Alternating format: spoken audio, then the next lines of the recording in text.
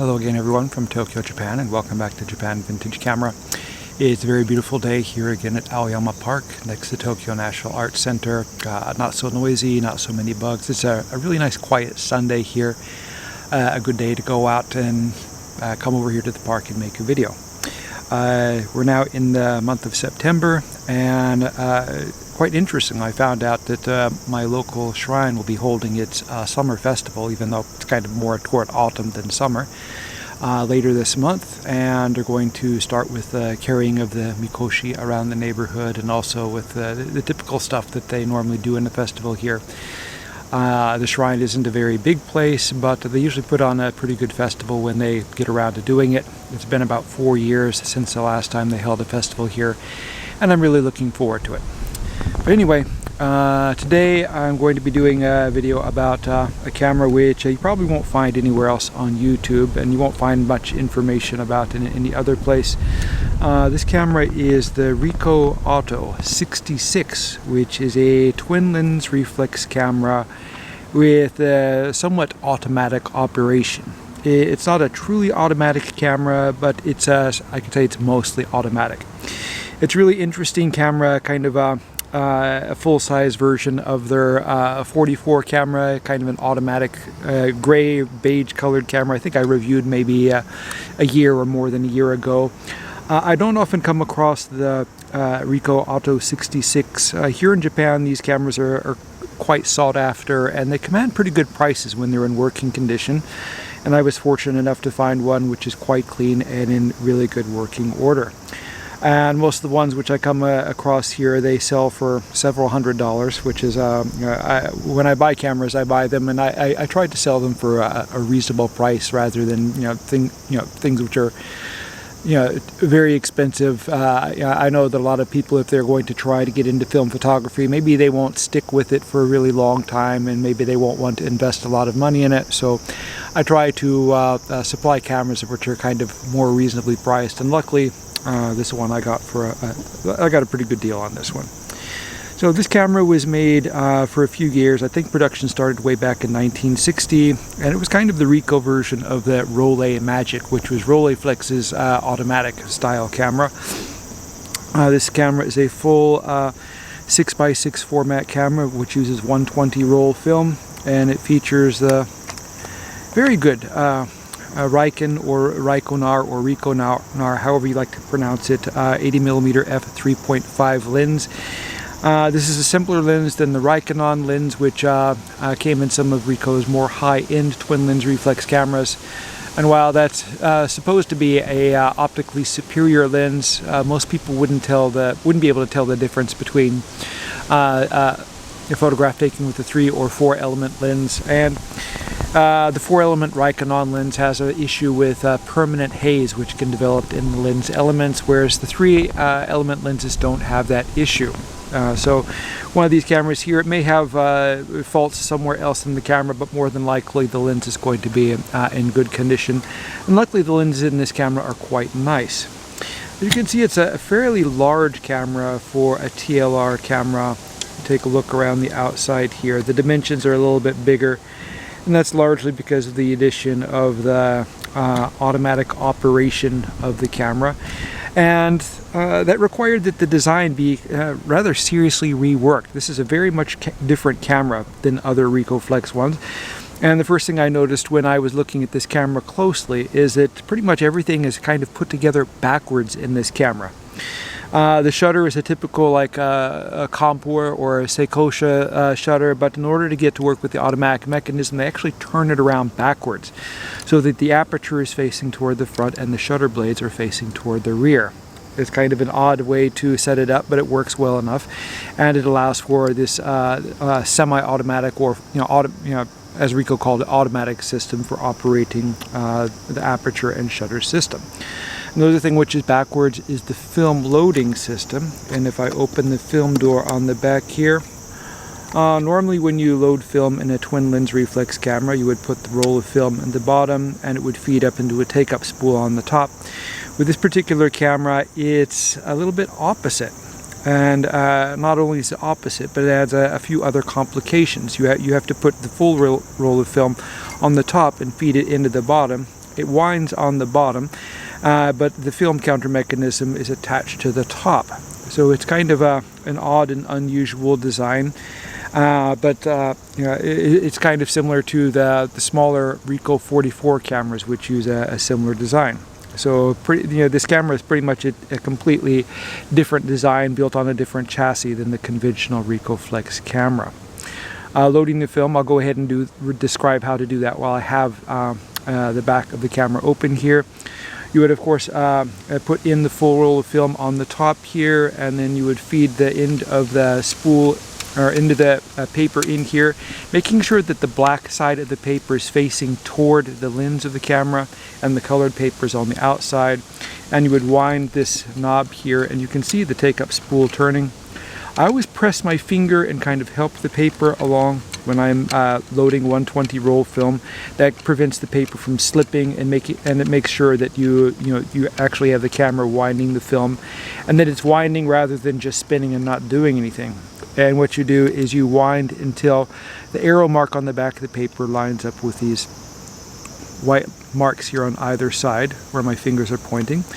And then you close the film door, and you would wind the film knob until the number 1 shines here, or shows here, I shouldn't say shines here, in this window. And this window here turns green. So that means you are on the next frame, and when it's green it means it's ready to fire.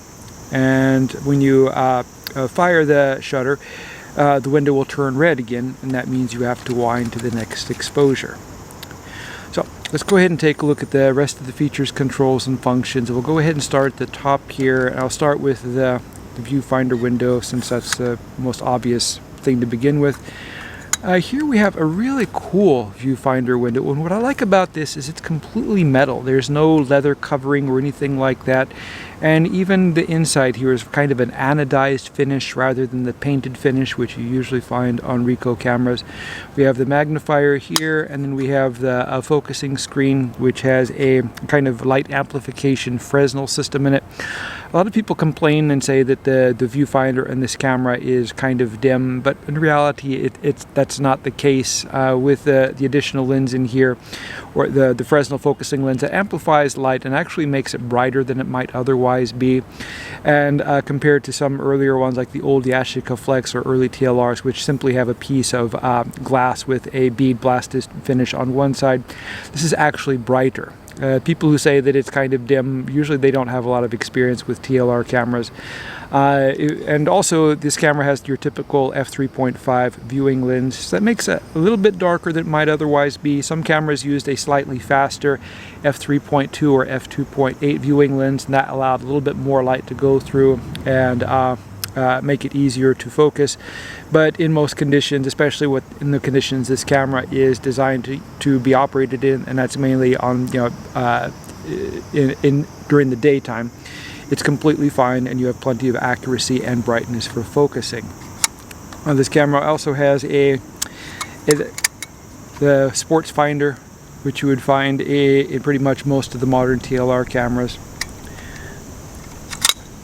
And pop it closed like that. In the front here we have this really long nose and extended front panel on the camera, which contains the focusing mechanism. Another thing about this camera compared to the other Ricoh cameras is that when you focus, the lenses rotate, kind of like the earlier, the first version Ricoh cameras, which use kind of a gear system for, but both of these turn in the same direction rather than opposite directions. And the entire front of the camera stays in the same position. So it's kind of like what we'd call in SLR cameras an internal focus design rather than an external focus design. Very cool. On the side here we have the dial where you set your film speed. So we have a range of shutter speeds from ASA 10 to 400, and most people, when you're shooting a TLR camera, will probably choose film anywhere from, what's available on the market today is anywhere from, say, Fuji 400 to say Velvia 50, which is still available in 120 film. So this camera will allow you to use all the film which is currently available on the market. On the top here we have the light meter scale, and it's regulated by this window here. And fortunately, this light meter still works, and it's still accurate. I was quite surprised. A lot of people complain about the light meters in these cameras, about the reliability and accuracy, and I kind of expected the worst when I got this camera, due to the price I paid for it, but surprisingly, it works perfectly well. And you can see, maybe you can see a red range on the upper and lower ends of the scale, and there's kind of a needle with a circle in it, which I can move by turning one of the dials on the bottom. So basically, when you load the film in this camera, you would go ahead and program your film speed by lifting up on this dial and turning it to the setting which matches the film you're using. And then when you are taking an exposure, you will look at through the top of the viewfinder, and then you will turn this dial on the left here. And this will move, maybe you can see it moving up and down. It will move that red needle with the circle up and down. And what you want to do is line it up so it's set right with the needle going right through the center of the circle. And as you do that, the camera automatically adjusts the aperture and the shutter speed. And on the bottom here, it will show a light value. Instead of showing shutter speeds, it shows a light value. But it will show the aperture settings. You can turn this in and adjust the aperture settings on the bottom depending on what you have set up for the film speed. So as you turn the dial, it automatically sets the optimal aperture and shutter speed settings for an accurate exposure. And you simply charge the shutter like so, and we have a shutter release button here right on the bottom, and you depress it like that and the camera takes a photograph. It's very, very simple and easy to operate. In a conventional Ricoh Flex without the automatic system, if you have a light meter, you kind of do the same thing. You would program the film speed into the light meter and push the button on the light meter when you were taking a reading, and the needle will move up to a light value number, and the light value number will give you a series of aperture and shutter speed combinations which you can use. And then you take the one which is most suitable for the type of photograph you want to take, and you program it into the camera using the dials on the side or the dials on the bottom, depending on which version of the camera you have. It takes a little bit of time to set the exposure like that, but in normal shooting, I tend to set the exposure before I go out and wander around. The camera like this, you pretty much just all you have to do is just turn the dial here, charge the shutter, and focus using these focusing knobs, and take the photograph, and that's pretty much it. When you take the photograph, this will turn green again. You have to be careful, or it will turn red again. You have to be careful to wind the shutter or the winding knob up to the next number on the film counter, otherwise you'll get the double exposure. Needless to say, making double exposures on these cameras is very easy, maybe too easy, but a lot of people like to have that option, and I still have people asking me when they buy cameras from my stores, is it possible to take double exposures from this camera? If we move over onto this side here, we have a Hotshoe for mounting the flash. And the Hotshoe is a kind of rare option in twin lens reflex cameras. This allows you to mount a modern flash to the camera without using any accessory cords or anything like that. And you can use a modern flash on this, something for a new Nikon speed light or a Canon flash or any of the really hundreds of different flashes which are available on the market. You just simply plug it in and the camera will operate with a flash. But with this particular camera, since with its automatic operation, you have to select a flash sync speed. And this camera was originally designed to be used with flash bulbs. This was 1960 when strobes were kind of scarce. And you have to set the flash sync speed, and you do that by pushing this lever and turning the dial here to the end. And this gives you the flash sync speed on the bottom.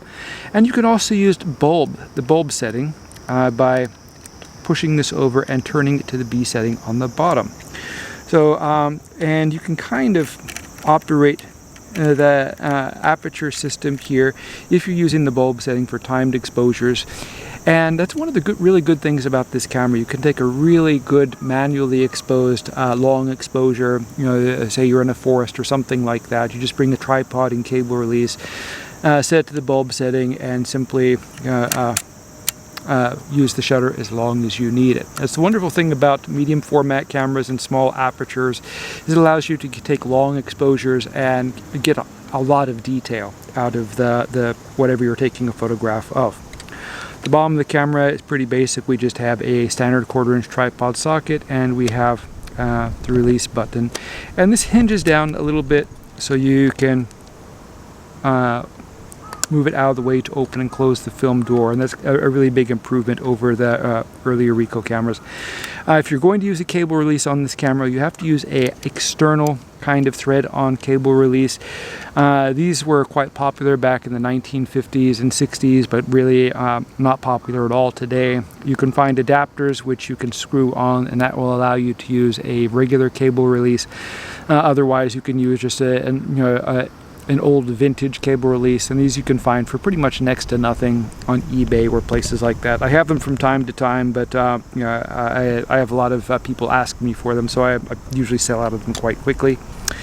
But anyway, that's it for my description of the Ricoh Auto 66 camera. I'll be listing this camera for sale later on today or tomorrow in my online store or my Etsy store. So if you're interested in buying a really pristine, fully functioning and ready to use Ricoh 66, and there are very few of those out there, please check my stores and take a look at this camera. I do plan to make more videos over the coming weeks. Those of you who have been watching my channel know that I've been putting out a lot more recently, and I hope to continue doing that until the ski season starts. So if you'd like to see these videos, please subscribe, and of course if you like the video, hitting the like button helps a lot. Thank you very much for watching, and I hope you tune in again soon.